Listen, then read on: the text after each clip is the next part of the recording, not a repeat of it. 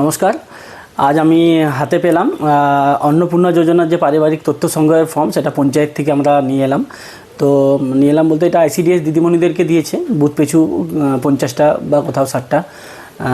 পরবর্তীতে ধাপে ধাপে আরও ফর্ম দেয়া হবে। তো প্রাথমিকভাবে আমাদের গ্রামের জন্য 50টা ফর্ম দিয়েছে আমার মা, যেহেতু আইসিডিএস কর্মী। তো এই ফর্মটা আমি পেলাম হাতে।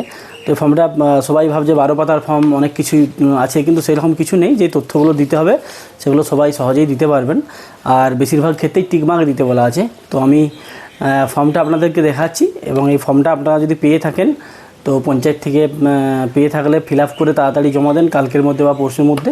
তাহলে এটা খুব তাড়াতাড়ি ভেরিফিকেশানটা কমপ্লিট হয়ে যাবে, এবং আপনারা অন্নপূর্ণা যোজনা 3000 টাকা পাবেন।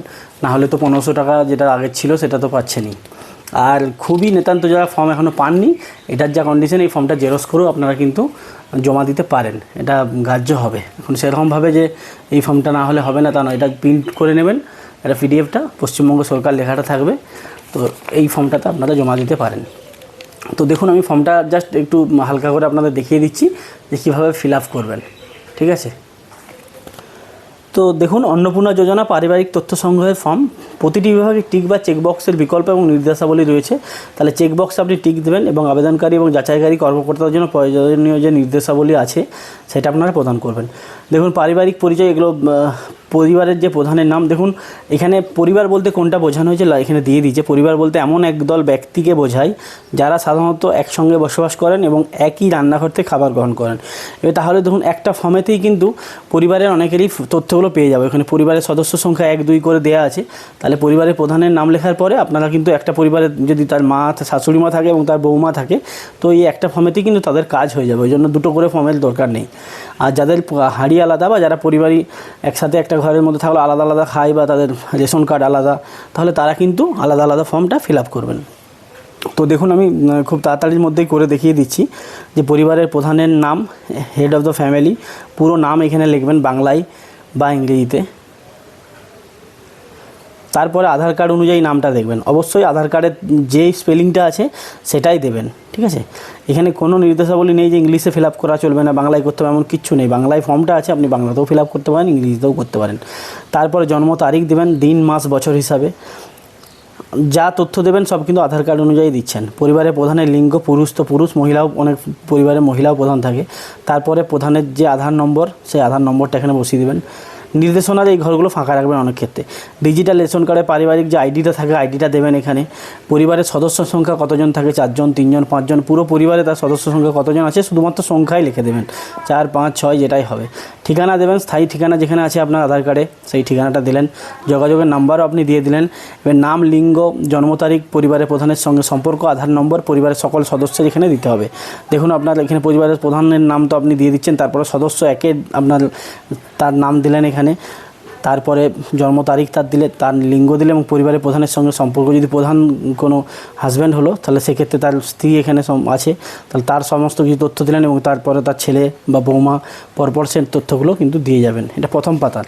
তারপরে তথ্য দ্বিতীয় পাতার আছে। দেখুন, দ্বিতীয় পাতা পরিবারের প্রধানের সঙ্গে আধার সম্পর্ক, আধার নম্বরটা দিলেন। সেমভাবে সদস্য 3, সদস্য 4, সদস্য 5 আছে। যদি পরে অ্যাড হয় তাহলে সেই পেজটা অ্যাড করে নেবেন আবার জেরক্স করে। এরপরে 10 নম্বর কলামে কী আছে, পরিবারের প্রধান এবং পরিবারের সকল প্রাপ্তবয়স্ক সদস্যের ব্যাঙ্ক অ্যাকাউন্ট, যেটা নগদ অর্থ, যেই অ্যাকাউন্টটা আপনারা সচরাচর ব্যবহার করেন, যেটাতে ডিবিটি লিঙ্ক আছে, টাকার লেনদেন করেন, সেই অ্যাকাউন্ট নাম্বারগুলো এখানে কিন্তু দিয়ে যাবেন।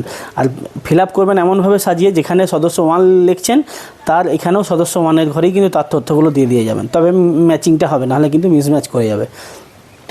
এভাবে ফিল আপটা করলেন 2 পাতা। 3 নম্বর পাতা দেখুন, 3 নম্বর পাতাতেও কিন্তু HOF মানে যে হেড অফ দ্য ফ্যামিলি এবং সকল প্রাপ্তবয়স্ক সদস্য, ভোটার তালিকার অংশ নম্বর, ভোটার তালিকার নাম দেখুন, এপিক নম্বর দিলেন এখানে, এবং বিধানসভার ক্ষেত্রে অংশ নম্বরটা লিখে দিলেন। অনেক ক্ষেত্রে 255 আমাদের বিধানসভা নম্বর, এবং এপিক নম্বর এবং অংশ নম্বরটা এখানে লিখে দিলেন। এইভাবেই সদস্য যেমন ধাপে ধাপে দিয়েছেন সদস্যরা দিলেন। এবারে আপনার কি, আপনি সংরক্ষিত না অসংরক্ষিত, জেনারেল না আপনি ওবিসি না SC ST, সেটাতে কিন্তু টিক দেবেন। তারপর রেশন কার্ডে খাদ্য ভর্তুকি পাচ্ছেন না, রেশন কার্ডটা জেনারেল আছে, আপনার ভর্তুকিহীন আছে, সেটা এখানে লিখে দেবেন নাম্বারটা। আপনার কি ডিজিটাল রেশন কার্ড আছে, হ্যাঁ হলে হ্যাঁ, না হলে না, এগুলো টিক দিয়ে ছেড়ে দেবেন।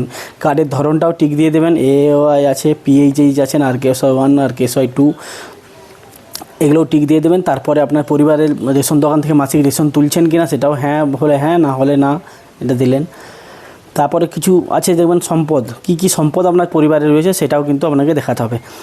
বাড়ির ধরন, যেমন আপনার বাড়িতে কি 3 বা তার বেশি পাকা ঘর রয়েছে, 3টে বা তার বেশি রুমের পাকা ঘর, তাহলে হ্যাঁ হলে হ্যাঁ লিখবেন, না হলে না লিখবেন। আপনারা সবসময় সঠিক তথ্যটাই দেবেন, কারণ এই সার্ভেটা আপনারা এটা ভাববেন না যে এই সার্ভেটা হচ্ছে মানে আপনারা পাবেন না, সেইভাবে নয়। তথ্যগুলো নেওয়া হচ্ছে সঠিক তথ্যটা পাওয়ার জন্যই। পারিবারিক জমির মালিকানা আছে কি না, যদি থেকে থাকে তাহলে হ্যাঁ লিখবেন, না থাকলে না লিখবেন। এভাবে 3 নম্বর পেজ গেল।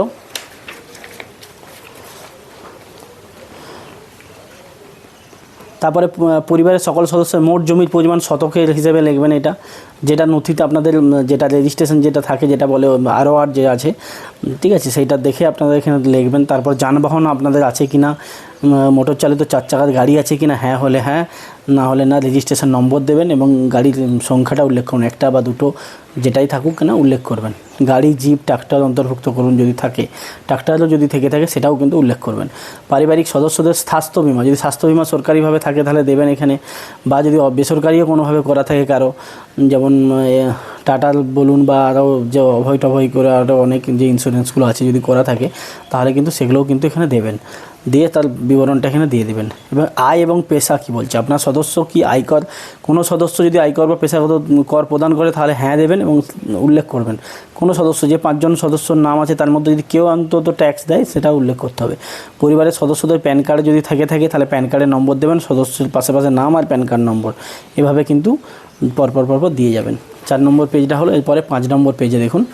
5 নম্বর পেজে কী বলছে, কর্মসংস্থার ধরনটা কীরকম। পরিবারের যে প্রধান, সে কোনো সরকারি ক্ষেত্রে চাকরি করে না বেসরকারিতে, না সে পরিযায়ী শ্রমিক, না বেকার, না অন্যান্য, বা পার্ট টাইম কোনো যদি কাজ করে, সেখানে কিন্তু টিক মার্ক দিতে হবে, ঠিক আছে। এবং প্রয়োজনীয় যদি নথি থাকে সেটাও কিন্তু জেরক্স করে এর সাথে অ্যাটাচ করবেন পরে যখন জমা দেবেন। আর সদস্য 1, 2, 3 সেম আছে, সেম প্রসেসেই আপনি এই 5টা যে সদস্য দাগ দিচ্ছেন, মহিলা হোক পুরুষ হোক যাই হোক, যদি কোনো কাজ করে থাকে সরকারি ক্ষেত্রে বা বেসরকারি ক্ষেত্রে তাহলে, আর যদি না কিছু করে থাকে অন্যান্য ক্ষেত্রেও দাগ দিতে পারেন যদি অন্য কোনো কাজ করে থাকে। আর না হলে কিন্তু যদি না থাকে তাহলে কোনো রকম টিকমার্ক দেওয়ার দরকার নেই। এবারে 6 নম্বর পেজটা আমি দেখাচ্ছি আপনাদেরকে। 6 নম্বর পেজে বলছে আপনাদের পরিবারের শিক্ষিত প্রাপ্তবয়স্ক সদস্যদের সংখ্যা এবং পরিবারের অশিক্ষিত প্রাপ্তবয়স্ক সদস্যদের সংখ্যা। শিক্ষিত অশিক্ষিত বলতে আপনারা বুঝতেই পারছেন যে যারা স্কুল গেছে, নাম সই করতে পারে, স্বাক্ষর যারা পড়তে লিখতে পারছে তাদেরকে শিক্ষিত বলি, তাহলে সেই হিসেবে শিক্ষিত প্রাপ্তবয়স্ক সদস্য সংখ্যা কতজন আছে। আর অশিক্ষিত যদি কোনো প্রাপ্তবয়স্ক মানে 18 বছরের উপরে যদি কেউ থেকে থাকে তাহলে তার সংখ্যাটাও কিন্তু এখানে দিতে হবে। প্রধান যে পরিবারের সে শিক্ষিত অশিক্ষিত কিনা সেটা লিখবে এবং সর্বোচ্চ শিক্ষাগত যোগ্যতাটা পাশে লিখে দেবেন। মাধ্যমিক, উচ্চ মাধ্যমিক, গ্র্যাজুয়েশন, পোস্ট গ্র্যাজুয়েশন, গ্র্যাজুয়েট যেটা থাকবে সেটা লিখে দেবেন। সদস্য সংখ্যা 1-এও কী লিখবেন, সদস্য সংখ্যা 2, 3 এভাবে পরপর লিখে দেবেন সব এগুলো। তারপরে পেজ নম্বর 7।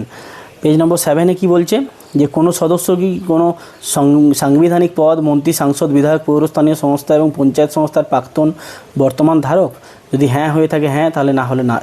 এখানে কোনো সাংবিধানিক পদ কি হোল্ড করছে তিনি কোনো মন্ত্রী বা কোনো পঞ্চায়েতের প্রধান বা পঞ্চায়েতের সদস্য বা কোনো রকম প্রাক্তন আগে বর্তমানে আছে বা প্রাক্তন ছিল, তাও লিখতে হবে এখানে, উল্লেখ করবেন। এবং প্রয়োজনীয় যদি ডকুমেন্টস থাকে তো সেটা দেবেন, আর না থাকলে না টিক দিয়ে দেবেন। কোনো সদস্য কি সরকারি পেনশনভোগী, যদি পেনশন পেয়ে থাকে কেউ তাহলে সেটাও লিখবেন এবং পেনশনভোগী তার সদস্য সংখ্যা কত নম্বর সেইখানে লিখে দেবেন। যদি এই যে 5 নম্বর যে সদস্য সংখ্যা আছে, যদি 5 নম্বরে যা ফিল আপ করেছেন সেই যদি পেনশনভোগী হয়ে থাকে তাহলে এখানে 5 নম্বর সদস্য সংখ্যা 5 লিখে দেবেন, তাহলেই বুঝতে পারবে।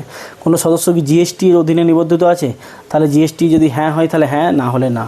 পরিবারের মোট বার্ষিক আয় কত টাকাতে লিখবেন, 60,000, 1 লাখ, 2 লাখ, যেটা আপনার হচ্ছে 1,20,000 যেটা বার্ষিক আয় পরিবারের হেড অফ দ্য ফ্যামিলি হিসেবে দেখবেন যে পরিবারের কত আয় হচ্ছে সেটা কিন্তু এখানে লিখবেন। আর সিএএ আবেদনের বর্তমান অবস্থা, সিএএ যদি প্রযোজ্য হয় তাহলে লিখবেন, প্রযোজ্য না হলে প্রযোজ্য ন। আবেদন যদি করা হয়েছে, অনেকের থাকে আবেদন করা হয়েছে এখনও পেন্ডিং আছে, তাহলে সেটা লিখবেন। ইস্যু করা হয়েছে যদি সার্টিফিকেট, তাহলে সার্টিফিকেট নম্বরটা দেবেন। প্রতিটা সদস্যেরও সেমভাবেই দিতে থাকবেন।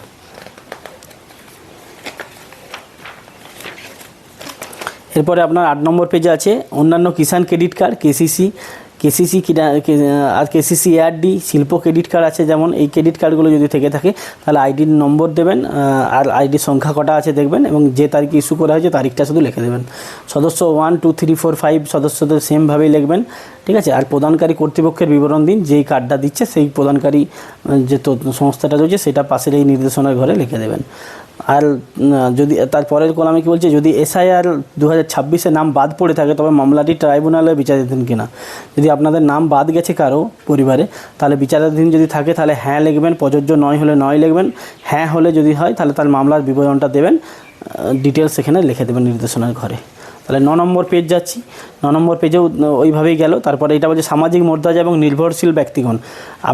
আপনার পরিবারে নির্ভরশীল বলতে কারা, যারা নাবালক যারা আছে, যারা আপনার উপর নির্ভরশীল, সেরকম বিদ্যালয়ে পড়ছে না পড়ছে সেই তথ্যগুলো আপনাকে দিতে হবে। বিদ্যালয়ে অধ্যয়নরত পরিবারের সকল শিশুর বিবরণ, সদস্য সংখ্যা, সদস্য নম্বর দিলেন, শিশু সদস্য 1 লিখলেন, তার ডিটেলসটা দিলেন, কোথায় পড়ছে, কোন ক্লাসে পড়ছে, বিদ্যালয়ের নাম, ধরন সরকারি না বেসরকারি, না মাদ্রাসা না বেসরকারি, শিক্ষিত মাদ্রাসা বা অন্যান্য, এটা দিলেন। সদস্য সংখ্যা 2 দিলেন। পরপর আপনাদের পরিবারে কিন্তু যেই বাচ্চাগুলি রয়েছে তাদের তথ্যগুলো কিন্তু এখানে দিয়ে দেবেন। পরে 10 নম্বর পাতায় কি বলছে, 10 নম্বর পাতাতেও তাই বলছে শিশুদের টিকাকরণের বর্তমান অবস্থা। হ্যাঁ, শিশু সদস্য সংখ্যা 1, 2, 3, 4 চারটে এখানে দেওয়া আছে। তো এখানে আপনারা দেখবেন যদি টিকা দেওয়া আছে তো টিকমার্ক দেবেন, আর টিকাকরণ হয়নি হলেও সেটাও টিকমার্ক দেবেন। যদি হ্যাঁ হয় তাহলে টিকাকরণের কার্ড, আইডি কার্ড, যদি না হয় তাহলে শেষ টিকা নেওয়ার তারিখ, টিকা নেওয়ার তারিখের না নেওয়ার কারণটাও কিন্তু এখানে লিখে দেবেন। এবং যদি নেওয়া হয়ে থাকে তাহলে টিকার আইডি কার্ডের জেরক্সটাও পারলে দিয়ে দেবেন, আর আইডি কার্ডটা উল্লেখ করে দেবেন, নাম্বারটা। তারপরে সরকারি প্রকল্পের আওতায় সুবিধা, আপনি কি ডিবিডি মানে যে আছে ডিবিডির মাধ্যমে কোনো টাকা পাচ্ছেন কি কোনো সরকারি স্কিমে, তাহলে হ্যাঁ লিখলে হ্যাঁ লিখবেন এবং প্রকল্প লিখবেন। আপনারা যদি কৃষক বন্ধু পান বা আপনারা যদি বার্ধক্য ভাতা পান, যারই যেটাই পান সেটা কিন্তু উল্লেখ করে দেবেন। যদি হ্যাঁ হয় তবে প্রকল্পের নামটা উল্লেখ করতে বলেছে এখানে, ঠিক আছে। এরপরে আমরা চলে যাচ্ছি 11 নম্বর পেজে। 11 নম্বর পেজেও তাই আছে, আপনার প্রকল্পগুলো আছে, সরকারি প্রকল্প অনেকগুলোই প্রকল্প চলে, কৃষক বন্ধু, আপনার বার্ধক্য ভাতা, কারো লক্ষ্মীর ভাণ্ডার পেতো সেটাও উল্লেখ করতে হবে। এভাবে প্রকল্পগুলো পরপর লিখলেন। তারপরে যদি সেন্ট্রালেরও পান সেটাও উল্লেখ করবেন, ঠিক আছে। তাহলে যেটা আপনার PM কিষাণ থাকে সেটাও উল্লেখ করে দেবেন। বাদ দেওয়া হলে কারণ অফিসার কর্তৃক পূরণীয়, এই জায়গাটা ফাঁকা থাকবে, এটা অফিসার কর্তৃক পূরণীয়, মানে আপনারা এটা ফিল আপ করছেন না 11 নম্বর এই কলামটা ছোটোটা। তারপরে আমরা চলে যাচ্ছি 12 নম্বর পেজে। 12 নম্বর পেজে এটা আপনাকে সিগনেচার করতে হবে, এটা ঘোষণাপত্র। আমি এই মর্মে ঘোষণা করছি যে উপরে প্রদত্ত আমার জ্ঞান ও বিশ্বাস অনুযায়ী সত্য এবং প্রযোজ্য ক্ষেত্রে আমি সকল সহায়ক নথি প্রদান করছি। আপনি যে তথ্যগুলো দিচ্ছেন সেগুলো সব কিন্তু সঠিক তথ্য, কোনো রকম মিথ্যা প্রমাণিত হলে আমার কিন্তু সামাজিক সুরক্ষা সংক্রান্ত যা সুবিধা পাচ্ছি বন্ধ হয়ে যেতে পারে। দিয়ে আপনার পরিবার প্রধান যিনি আছেন সই করছেন এখানে, এই ফর্মটি যাচাইযোগ্য, এটা নির্দেশনায় লেখাই আছে। তো পরিবার বলতে আপনাদেরকে প্রথমেই বলে দিয়েছি কি, আর এই পুরো কলামটা এটা হচ্ছে আপনার সরকারি ব্যবহারের জন্য, এটা আপনারা কেউ ফিল আপ করবেন না, এটা পুরো থাকবে, ওটা ওনারাই জমা নেওয়ার সময় ফিল আপ করে আপনাকে বলে দেবেন, ঠিক আছে। আর বাকি আপনি এখানে স্বাক্ষর করে দিচ্ছেন। তাহলে ধন্যবাদ। আপনারা এই ফর্মটা খুবই সহজ, এই ফর্মটা ফিল আপ করুন এবং জমা করুন খুব তাড়াতাড়ি।